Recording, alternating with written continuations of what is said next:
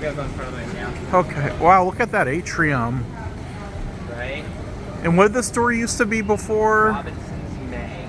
But the building was gutted, I think.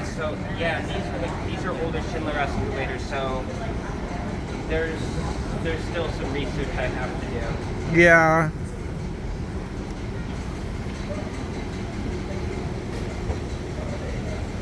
I wish we had a 2-story Target in Phoenix.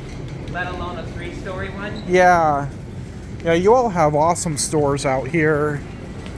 Oh, yeah, this is a very, very profitable store for Target. It is. All our Targets are the basic 1-story ones. Yeah. Even Albuquerque has a 2-story Target. Really? It does. Albuquerque has a 2-story Target.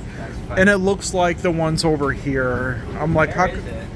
It's near the Coronado Center Mall. It's off the I-40. Okay. I've never been to it, but Matt Hansen told me about it.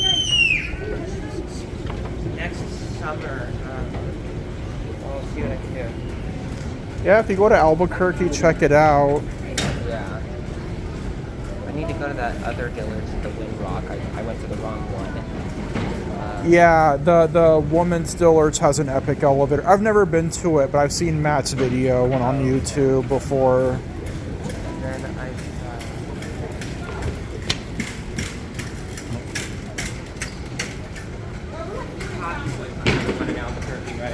All Schindler MTs. Yeah, it's a modern one.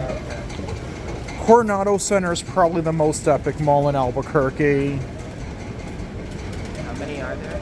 There's 2. There's the main ones are Coronado Center and Cottonwood. There's Uptown, but it's an outdoor one and it's all modern.